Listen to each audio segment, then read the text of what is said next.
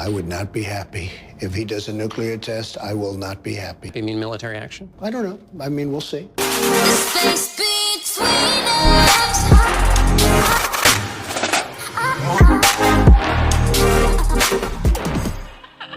Now, with regards to the tensions on the North Korean peninsula, the U.S. president is not ruling out taking military action. That is, if North Korea carries out another nuclear test.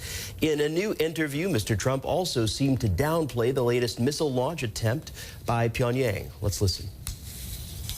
Mr. President, you and the administration said to North Korea, don't test a missile. They have tested a missile. Is the pressure not working?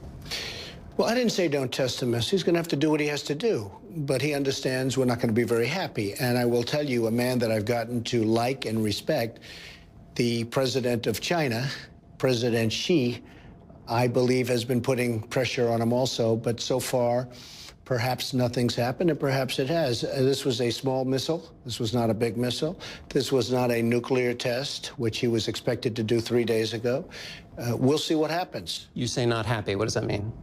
I would not be happy. If he does a nuclear test, I will not be happy.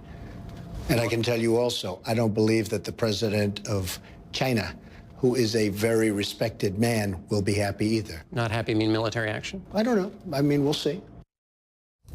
CNN has the only U.S. television reporter in North Korea, Will Ripley, on his 12th trip there, joining us now live from Pyongyang. Good to have you with us, Will. So you heard the president's comments there. Given his response about North Korea and the possibility of a military response, is that having any noticeable impact in Pyongyang?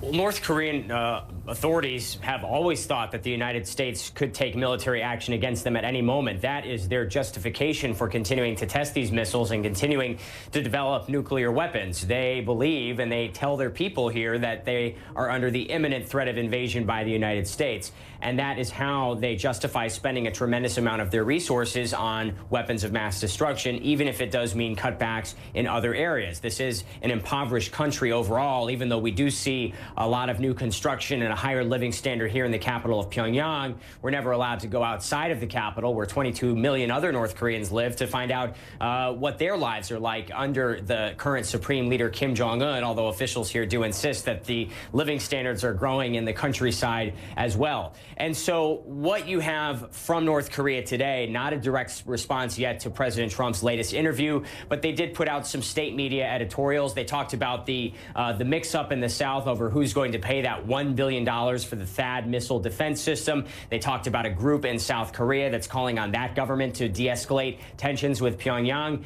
And what we haven't seen is that sixth nuclear test that President Trump talked about, that reportedly China has warned Pyongyang not to conduct. The president saying that that test could have happened as recently as a few days ago really was news to us, because the last that we had heard from the United States, they did not feel that a nuclear test was imminent at Punggye-ri last week, even though they had believed that for several weeks prior, that the North Korean leader could have pushed the button on that test at any time. So is this strategy working? Is the president sending a message that it's okay for North Korea to test some of these small missiles, but not bigger missiles like ICBMs, and not okay for them to conduct a nuclear test? The North Koreans say they will conduct a nuclear test whenever they see fit, but they haven't done it yet